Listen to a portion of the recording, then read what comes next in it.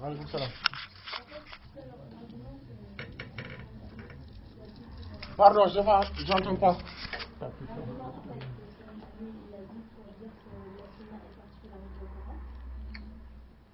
Ouais.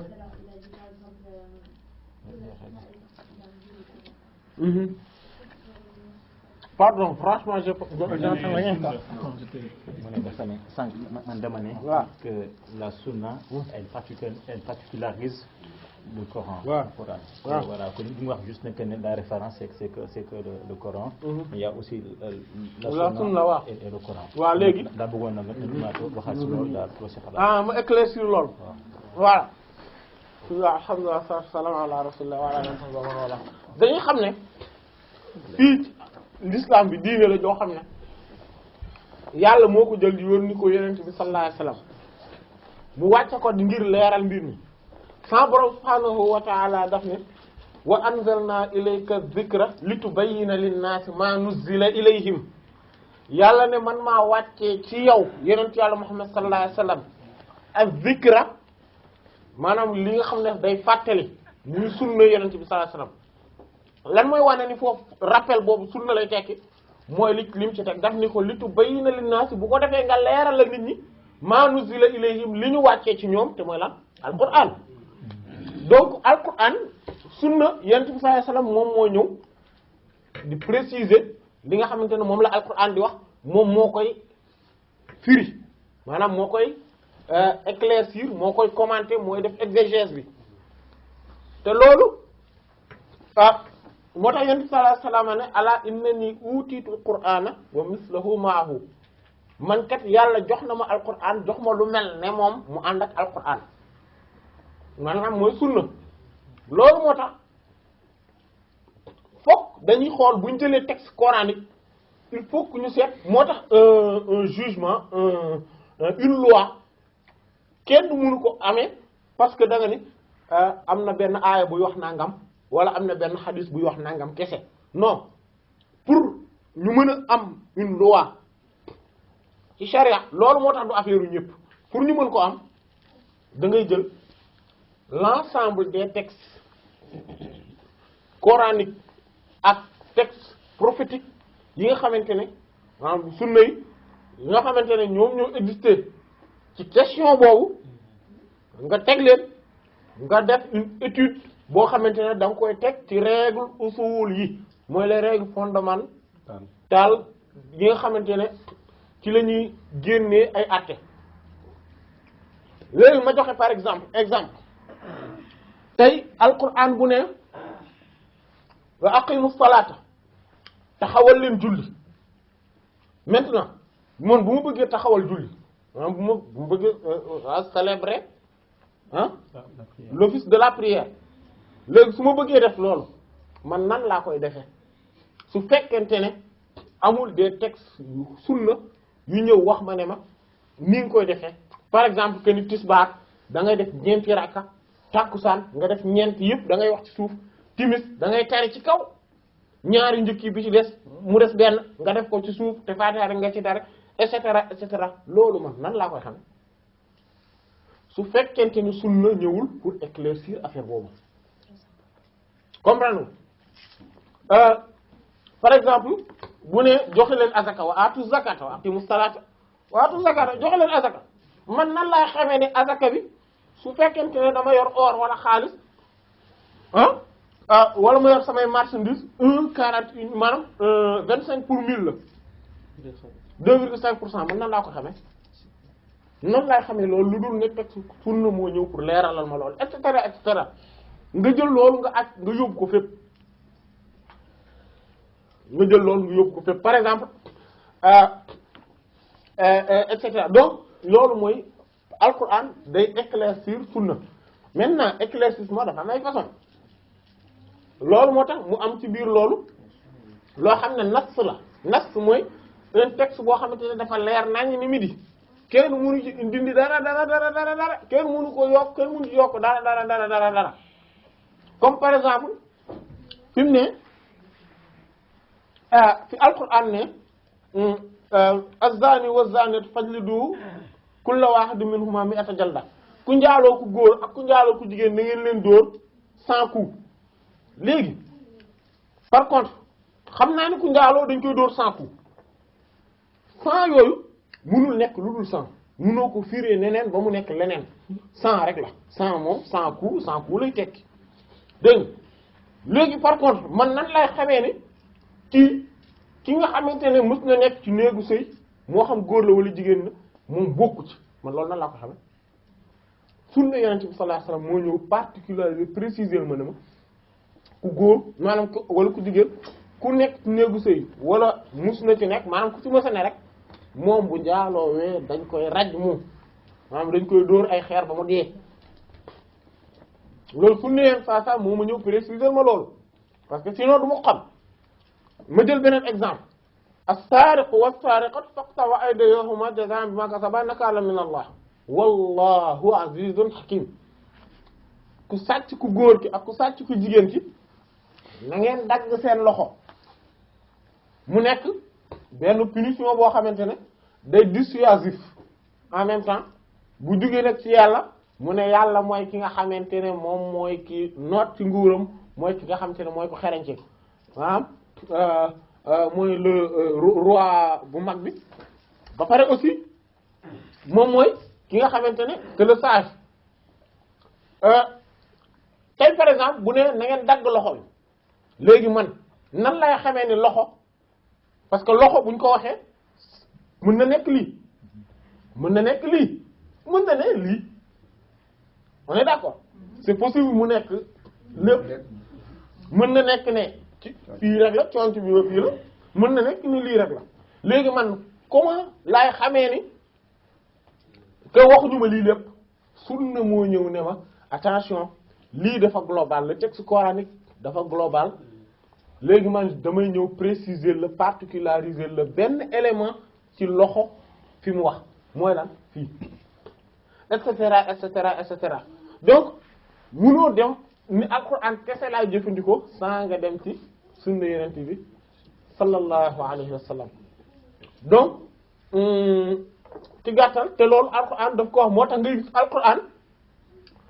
durant alquran bi yëpp soo seetlu da ngay gis man yuti ar-rasula faqad ata Allah ku topp yonent bi sallallahu alayhi wa sallam topp nga yàlla daan ne ati'u Allah war rasula topp leen yàlla ak yonent bi daan ne ati'u Allah wa ati'u ar-rasula topp leen yàlla te ngeen topp yonent bi tamit nga gis ko mu naan wa man ya'sillaha wa rasulahu képp mooy yàlla ak yonent bi nangam dana la dal fa inna lahu naara jahannama day am na safara jahannama xaalidina fiha abadan dafay sax ba biir du ko jógit abadan nga gis par exemple wa man yuhaadidillaha wa rasulahu képp koo xamante ne da ngay défier yàlla ak yonentam bi nga gis par exemple beneen texte naan la wa man yushaqiqil rasula min ba'di ma tabayyana lahu al-huda wa yattabi' ghayra sabili min nuwallihi ma tawalla wa nuslihi jahannam képp koo xamante ne yenn saa saa dafa nekk benn côté am benn position yow nga ne déedéet man jëluma loolu leneen laa jàpp nga topp yoon boo xam ne boo ko yoonu jullit ñi parce que yoonu jullit ñi mooy topp yenn sallallahu alayhi wasallam yàlla ne dama lay méngaleeg li nga méng maanaam dama lay bàyyeeg la nga def la fa nga féete bu alaxira nag ma boole leen boo dugal leen biir safara am na beneen xadis beneen aaya bu ne bimu ne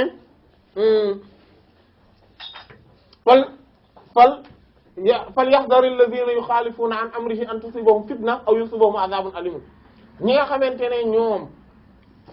ñooy wuute ndigalu Yonent bi sallallahu alayhi wasallam maanaam mooy sunnaam comme ni nga xam ne noonu la ko imam Ahmad rahimahullah firé ak yeneen ak mboole ak imam yi ci des dafa firé ni imam Ahmad wax na ko ak imam Malik par exemple rahimahullah jami mais ñoom ñëpp loolu lañ d'accord ci ne loolu ndigalu Yonent boobu sallallahu alayhi wasallam ñi nga xam ne ñoom ñooy wuute maanaam ñooy appliquer lu wuuteeg loolu nañu moytandiku ci fitna dal leen ñu ne lan mooy fitna ñu ne mooy bokkaale parce que nit ki su fekkente ne loolu moo tax insha allah loolu moo tax même su fekkente ne mbir mi dañ naan la lii de sunna rek la du farata parce que sunna attention sunna suñ ko waxee mën na supposer que ni li muy tekki mooy ne dafa jóge ci Yonent bi sallallahu alayhi wasallam comme hadith en tant que hadith comme hadith lépp luñ solo ci Yonent bi sallallahu alayhi wasallam ci wax wala jëf wala ah wala mu fekkee saxal ko mais loolu wute na tuuti ak xadis mooy xadis dañ ni lépp lu ñu askan la yenent bi lii nag par contre yenent bi def na ko c'est sûr que def na ko muy wax wala jëf wala ah wala mu am nan lañu ko tudde mu am consentement ci affaire bi ah validation waaw mu valider ko voilà donc loolu la ñuy tuddee sunna léegi loolu buñ ko waxee mën na nekk une obligation mën na nekk ne dafa xaraam li mu wax loolu noonu comme par exemple bu ne bu leen lekk yàpp mbaam laan dafa xaraam ñu lekk ko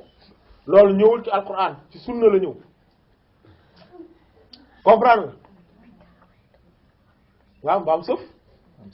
mooy mbaam yi nekk ci kër yi ngeen daan kii di ko taxane mooy yi ngeen daan taxane waaw di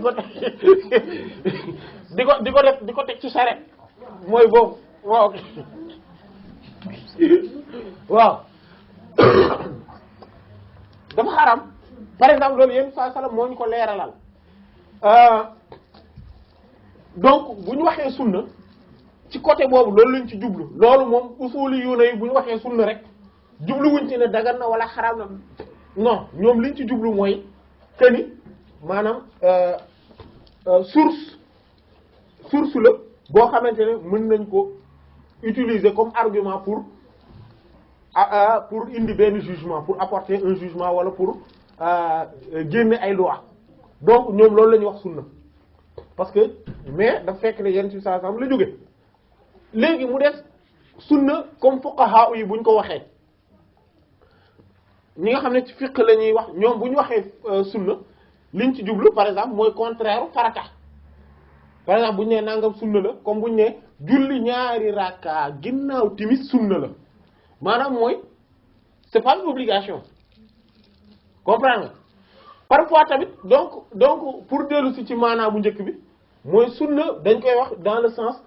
dafa contraire maanaam mooy pour opposer ko ak alquran pour ne nangam day alquran wax na ko sunna wax na ko mooy sens bu njëkk bi ma la ñu ko jox sànq mooy bu usuli yu ne yi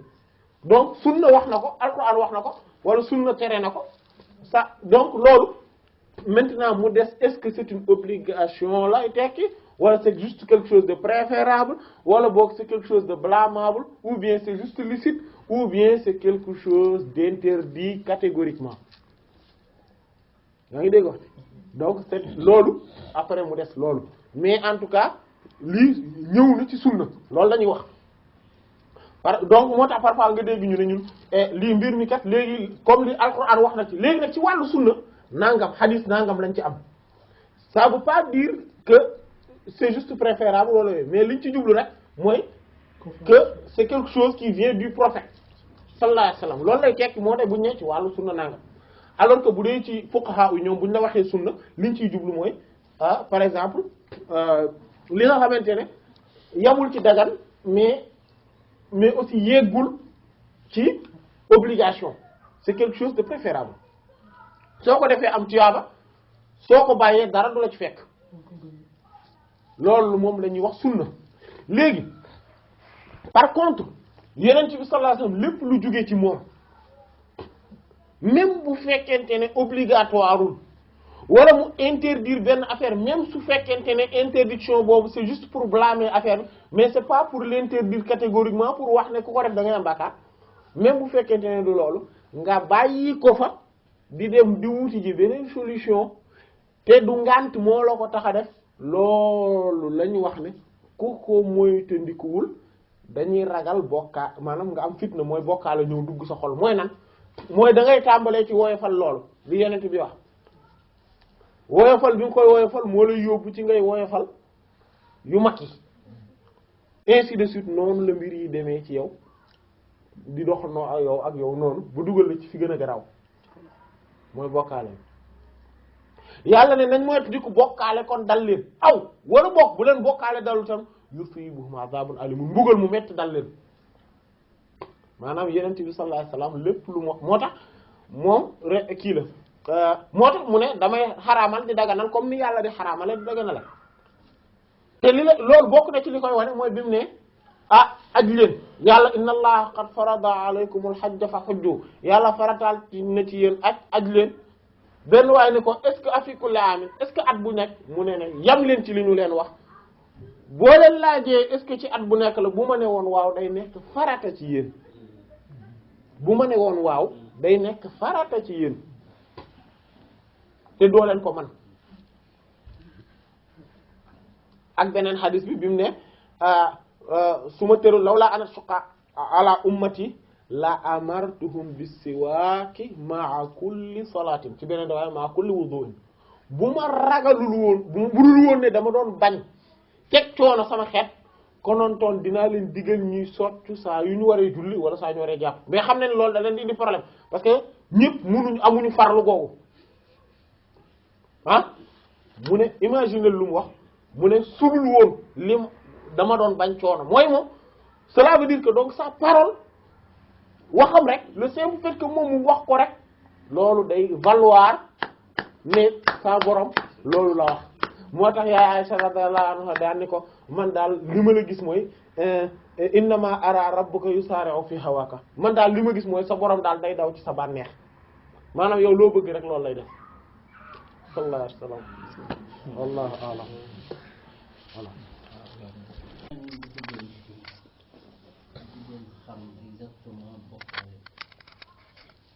bokkaale de benn firi laa ci xam mooy bii tekki mais lépp lu yàlla moom kese mu jagoo ko nga jël keneen boole ko tax loolu moo tudd bokkaale bépp droit boo xamante ne c'est exclusif à Allah subhanahu wa ta'ala nga jël ko am koo ca bokka boole loolu la ñuy tuddee bokkaale mu am nag bu mag ak bu ndaw bu mag bi ak bu ndaw bi li leen wutale nag mooy bu mag bi day tax nit ki nekk yéeféer nit ki su ko defee léegi day nekk yéeféer léegi nii bokkaale bu mag bi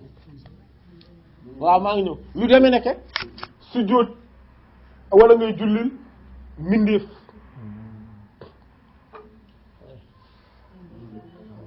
waaw wala boog lu demee nekke nga ne voilà ngay jàmm waaw loolu mooy moom laa jublu woon ci loolu wala nga ne par exemple yaa diw sàngam maanaam yàlla day dogal mais diw tam day dogal ah loolu bokkaale la tudd wala boog nga ne par exemple yàlla maanaam diw mook yàlla ñoo fi nekkandoo wala ñoo amandoo pouvoir sàngam wala nga ni atte bi yàlla tëral boobu baaxul mais atte bi diw tëral moom moo baax boobu bokkaale la tudd maanaam pour mu gën a leer exemple mooy nga ne li nga xamante ne mooy charia bi yàlla tëral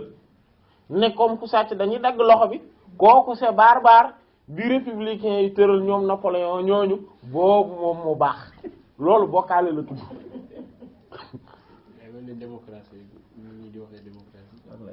waaw ak laïcité ñooñu ñuy wax gaa yooyu bu fekkente ne dañ ci jublu ne bu yàlla baaxul bu dee boo ko ci jubloo laa wax parce que attention am na ñoo xamante ne dañuy topp bii parce que seen intérêt fa la gën a ne ñooñu yëgguñu ci nekk ay yéeféer yëgguñu ci nekk bokkaale mais dañuy wax ne ay kàccoor lañ ay pervers lañ loolu la ñuy wax comprendre nga voilà donc il faut ñu différencier loolu aussi wala yu mel noonu donc yooyu façon bokkaale la voilà lépp loo xamante ne daal yàlla rek moo ko moom exclusivement loolu exemple la joxe nañ yi ñu joxe exemple rek la wala par exemple nga ni taw bi diwoo ko wàcce wala biddiw sàngam moo ko wàcce wala rab sàngam moo tax nawet bi baax biñ ko tuuralee ren gis nga nawet bi daa baax ak tuur yeeg ndëpp yeeg yooyu yépp ci biir la bokk ci biir bokkaale la bokk di dem ci benn kii maanaam ne bu ma sottee fii ndox par exemple day tax wala ma def fi xorom ak xawma ay yenn poudre yi waaw yooyu day tax non yooyu day tax tey mën ma sauver wu yooyu day tax sama àdduna neex yooyu day tax mu mucc ci problème sàngam ak sàngam loolu bokkaale la tudd superstition voilà yooyu superstition yooyu yaa ngi dégg wax ji waaw ma foofu ci foofu waaw waxam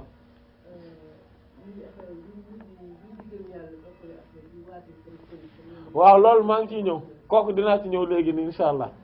waaw bokk na ci kon yooyu façon bokkaale la tudd bu la lu bokkaale la bokk na ci bokkaale par exemple nga ni comme ni al-Hafiz ibn Hajar al-Haytami rahimahullah indi mu ne par exemple nga ni musique bii de moo gën a neex alxuraan bi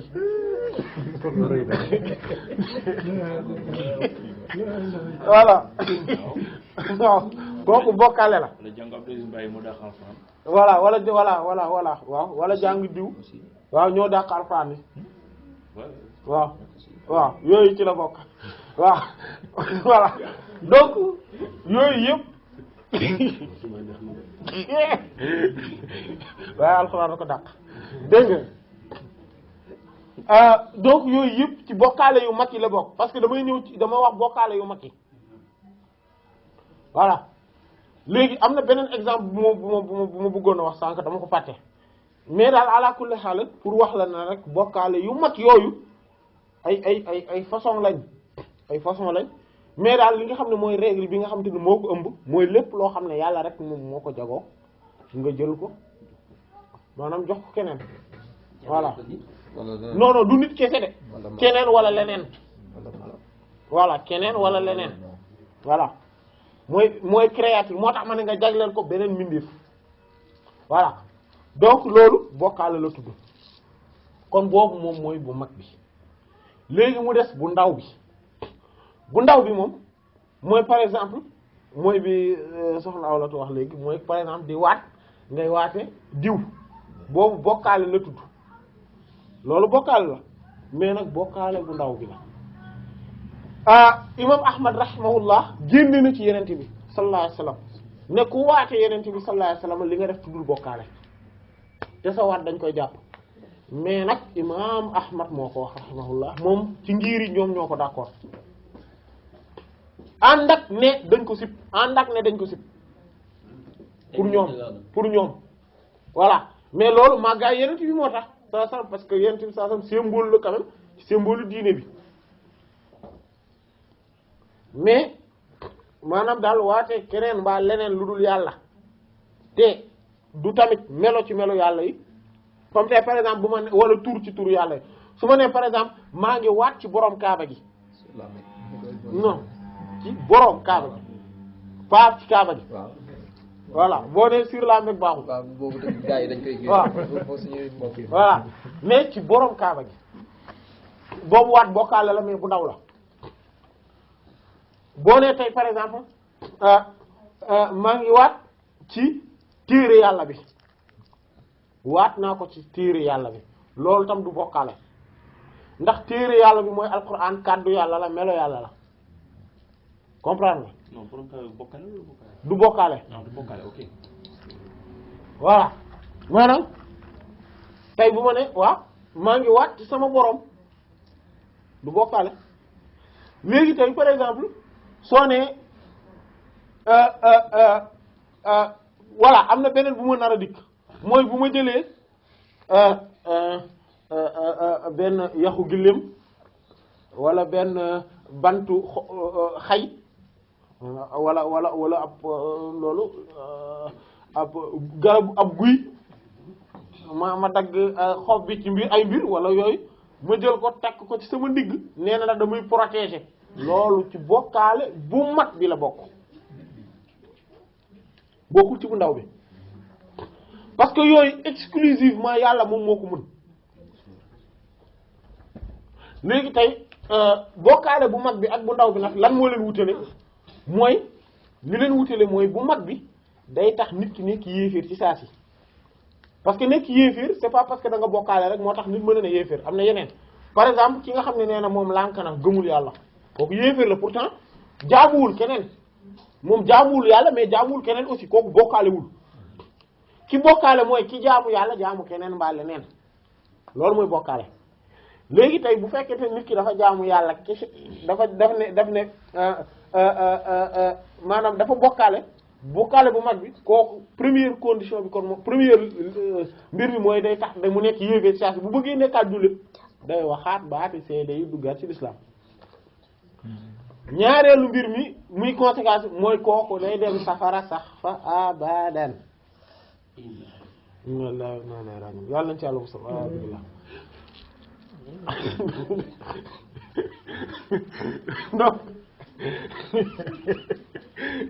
donc loolu mooy première mbir mi deuxième bi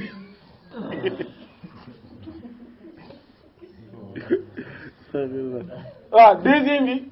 mooy bokkaale bu donc bokkaale bu ndaw bi lan mooy conséquence am moom tamit mooy du tax nit nekk yéeféer bokkaale bu ndaw bi du tax nit nekk yéeféer mais day tax mais bàkkaar la bu mag ci bàkkaar yi gën a mag la bokk mooy sax bàkkaar bi gën a mag moom maanaam dafa dugg rek ci bokkaale bi par exemple ci biir loolu yenn saa sam dugal na ci lu demee ni ko ngistal mais ashirkul asghar ngistal mu tuddee ko bokkaale bu ndaw ngistal mooy may def mbaa may bàyyi ngir wut considération ci xolu mbindeef yi loolu voilà loolu mooy ngistal waaw mooy def rek pour ñu ne kii c'est un grand quelqu'un allahu akbar dégg kon loolu moom mooy ngistal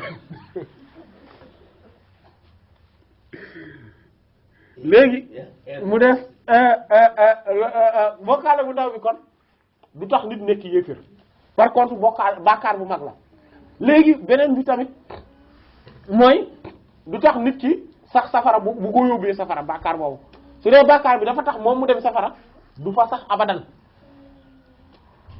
dafay nekk benn jamono mu dellu si wax beneen bi tamit mooy bokkaale bu ndaw bi am na lu ñuy wax kafaara am na lu koy dindi alors que bokkaale bu mag bi amul lu koy kafaara moom tuubaat rek duggaat ci diine ji rek bokkaale bu ndaw bi par exemple mooy comme li yent sa salam bi Seydina Omar radiyallahu anhu waatee ci baayam waat naa ko sama baay mu ne ko déedéet mu ne ko man kaana xaalifan fal yaxlif billahi aw li yasmut kuy waat na nga waate ci yàlla wala nga noppi mu ne man xalafa bi ghayrillahi faqad ashraka aw kafara képp koo xamante ne dangaa waat ci keneen ku dul yàlla yow bokkaale nga wala ci benn raaya yow yéeféer maanaam weddi nga yàlla nekk nga yéeféer mais boobu bokkaale bu ndaw bee tax muy wax nekk yéeféer kéeféer gu ndaw gee tax muy wax lan moo koy wane Seydina Umar radiyallahu anhu ci saa si daf ni ko lan mooy kafaara bi nag mu ne ko kafaara bi mooy nga tuddaat yàlla ne laa ilaha illallah ne laa ilaha illallah boo waxee laa ilaha illallah bàkkaar ba effacé wu kon loolu maanaam mooy bokkaale bu différence bokkaale kii ci gàttal bu ndaw bi ak bu mag bi wallahu ta'ala waaw ñu waaw insha Allah waaw sànq da nga laal benn affaire boo xam ne dama ne woon damay poser question dem ci loolu mais dafay yàq ci xaj mooy li nga wax maanaam nga teg benn garab takk ko sa nit ne da ngay poser waaw foofu doon ci amoon ay question yu yàq te dafa am lu nekk ci ginnaaw question bi moom naa indi xaj ci waaw dañuy bàyyi kon ba beneen yoon